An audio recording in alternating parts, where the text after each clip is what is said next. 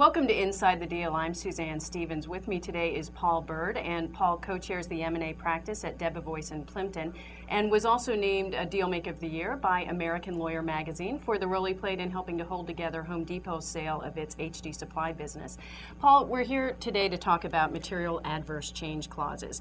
And I know that the market conditions certainly disrupted Home Depot's sale of its supply business, but did a MAC clause actually come into play there? Well, thank you, Suzanne. It's a pleasure to be here. There were a number of factors that went into the renegotiation of that deal. As you know, it was signed up early in the summer of 2007 at a $10.3 billion purchase price. It ultimately was renegotiated in August of that summer for a price of $8.5 billion.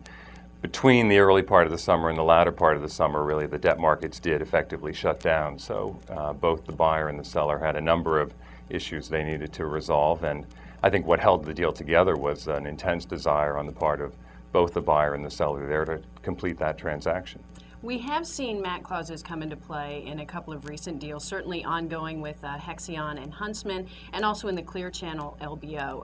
Are we seeing MAC clauses used more than pre-credit crisis, or are we just hearing about them more?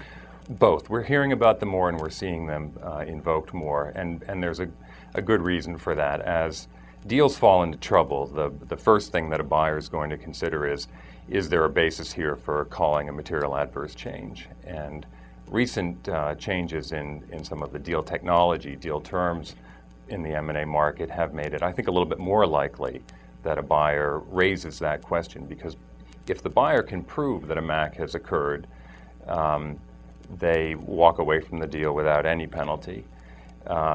In today's market, if a MAC has not occurred, they may wind up paying a reverse termination fee. For companies that are considering M&A activity, buying or selling, and for those that have deals in the pipeline right now, what have we learned from the use of MAC clauses in some of these recent cases that might be helpful for those companies going forward? Well, there is a recent decision, Suzanne, as you know, in the Hexion-Huntsman case out of Delaware.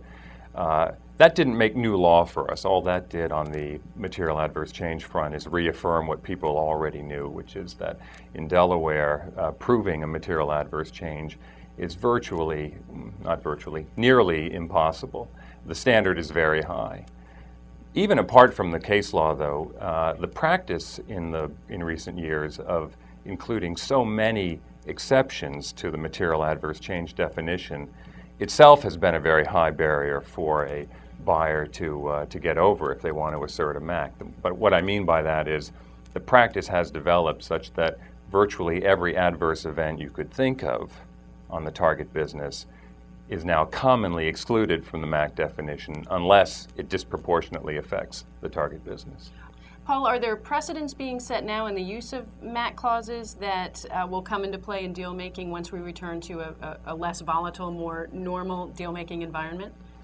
Suzanne, what we're seeing are three developments that affect the conditionality of deals, and that's what the MAC clause addresses. The first would be an express closing condition that the EBITDA, the operating income or cash flow of a business, have achieved a specified level during the recent 12 months prior to closing. Well, for a seller, though, that's not something you necessarily want to sign on to, is it? Absolutely right. It's a reflection of the times. You would call that a pro-buyer development. There are two others that are in the same vein.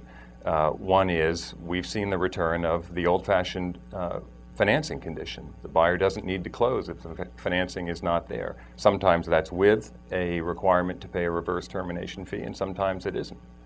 The third and the last one is just an ability of buyers to extend the closing date, extend the termination date under the merger agreement so that they can try to find the financing in the market. Paul Bird with Debevoise and Plimpton, thanks for coming in. My pleasure. I'm Suzanne Stevens. Thanks for watching Inside the Deal.